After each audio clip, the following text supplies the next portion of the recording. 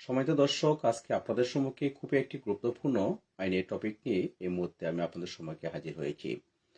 আজকের এই ভিডিওতে কথা বলার চেষ্টা করব। আপনি একটি জমি ক্রয় করেছেন, আর সেই জমিটা হয়তো 3টি দাগে ক্রয় করেছেন বা একাধিক দাগে ক্রয় করেছেন, কিন্তু দখল নিয়েছেন মাত্র একটি দাগে। আমি ধরে নিব যে আপনি 3টি দাগে একটি সম্পত্তি ক্রয় করেছেন, কিন্তু দখল নিয়েছেন একটি দাগে। 3টি দাগ থেকে প্রত্যেকটি দাগে আপনি 5% করে মোট 15% সম্পত্তি আপনি ক্রয় করেছেন, কিন্তু একটি দাগে মাত্র দখল নিয়েছেন 15%। এই বিষয় নিয়ে পরবর্তী সময়ে কোনো ধরনের ঝামেলা হবে কিনা, বা এটা আইনে জটিলতা আছে কিনা, বা পরবর্তী সময়ে এর কোনো ধরনের প্রতিক্রিয়া বা আইনের কোনো ব্যাপকতা বা জটিলতা সৃষ্টি হবে কিনা, এই টপিকে আজকে আপনাদের সম্মুখে কথা বলার চেষ্টা করবো ইনশাআল্লাহ।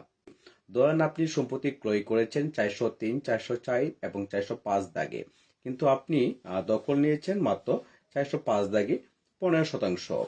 এখন আপনি যখন এই নামজারি খাজনাকারী বা আনুষঙ্গিক যখন আপনি করতে যান ভূমি অফিসে, তখন কিন্তু আপনাকে এই 3টি দাগে পার্ট বাই পার্ট কিন্তু আপনাকে নামজারি খাজনাকারী বা এই ভূমি উন্নয়ন কর কিন্তু পরিশোধ করতে হয়, কিন্তু আপনি মাটি দখলে আছেন মাত্র একটি দাগে। এই সমস্যাগুলো কিন্তু পরবর্তীতে আপনার ব্যাপক জটিলতার সৃষ্টি হতে পারে, কেননা আপনি তো সম্পত্তি ক্রয় করেছেন 3টি দাগে, আর আপনি দখল নিয়েছেন একটি দাগে। আপনার দরকার ছিল বা আপনার দরকার, যেহেতু আপনি 3টি দাগে সম্পত্তি ক্রয় করেছেন পার্ট বাই পার্ট 5% করে, সুতরাং 3টি দাগে আপনার 5% করে দখল নেওয়া দরকার। আর যখন আপনি ভূমি অফিসে যান, তখন কিন্তু অবশ্যই আপনাকে এই 3টি দাগে আলাদা আলাদা ভাবে আপনাকে সম্পত্তির যে খাজনাকারী নামজারি বা যে ভূমি উন্নয়ন কর সেটা কিন্তু পরিশোধ করতে হয়। এখন কথা হলো, আপনি যদি এই সম্পত্তিটি যদি বিক্রয় করতে চান, তাহলে কিন্তু দলিলে লেখা রয়েছে যে 3টি দাগে আপনি 5% করে মোট 15% সম্পত্তি ক্রয় করেছেন।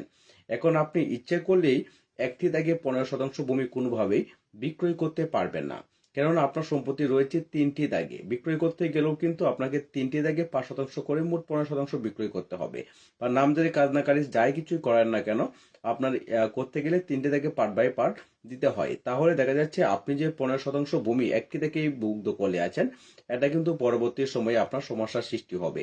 যখন আপনার প্রয়োজন পড়বে সেই সম্পত্তিটি বিক্রয় করবেন, বিক্রয় করতে গেলে কিন্তু এই 3টে দাগেই পার্ট বাই পার্ট বিক্রয় করতে হবে। এখন আপনি যদি মনে করেন যে এই 3টি দাগে বিক্রয় না করে একটি দাগে বিক্রয় করবেন, তাহলে কিন্তু সেটা হবে আপনার একটি ভুয়া বা জাল দলিল হিসেবে কিন্তু গৃহীত হবে।